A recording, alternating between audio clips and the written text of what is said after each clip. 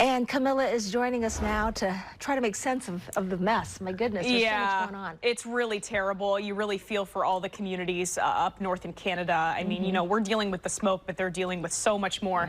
Right. Let's tuck into the smoke forecast, and so we can, you know, get a feel for when things are going to get better for us here in the Pacific Northwest. So this is kind of where things are sitting now with that surface smoke, pretty dense for us across northwest Oregon as well as Washington. That sea breeze and that onshore flow should kick in at some point this evening. So that's going to clear the air along the coast first, and then it's going to continue to work its way east. So that's what we're seeing happening basically overnight. By the time we're waking up tomorrow morning, this is 8 a.m., I think conditions are going to be much better here in Portland. Might still see some patchy haze, but it shouldn't be nearly as dense as what we're seeing right now. But you can see that's just going to force the smoke up into the Cascades as well as central Oregon. Meanwhile, Hurricane Hilary is bringing, you know, clouds, wind, rain up into this region. So that's kind of shoving the smoke from the other side. So unfortunately, central Oregon, the Cascades, and then heading up into central Washington, going to continue to see that smoke as it kind of gets sandwiched from both sides.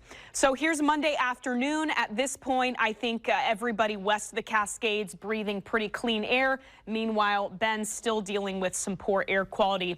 Eastern Oregon, of course, in good shape as they continue to see the wind coming through from Hurricane Hilary. Then we play this into Tuesday morning. At this point, most of us seeing good air quality. Bend now dealing with the Lane and Linn County wildfire smoke. So it's just going to be a rough next few days, it looks like, for central Oregon. Here's what it looks like out there right now.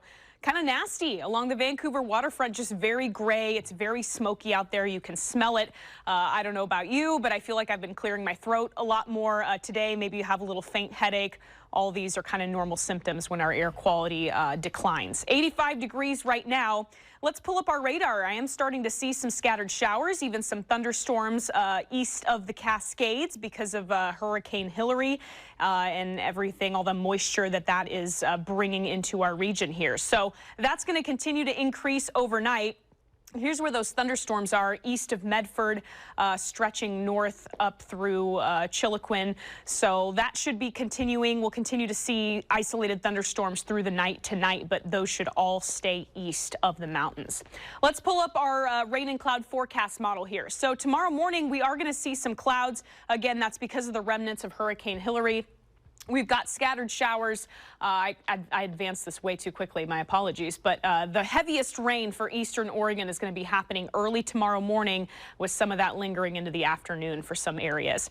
Here in Portland, this is Tuesday morning, partly cloudy skies. We do have a low pressure system that's kind of dropping down from the Gulf of Alaska. So that's going to spin in some clouds, potentially some rainfall chances. But more than likely, we're going to stay dry, just kind of see partly cloudy skies and cooler temperatures early this week. All right, so here's the plan for tomorrow. Still some patchy haze in the morning, but I think by lunchtime that air is going to be a lot cleaner. We should be topping out in the low 80s. Here's that 7-day forecast. A nice couple of days after that. We are warming up on Thursday, highs in the low 90s for a couple days, and then back into the 80s next weekend. Anna? Thank you.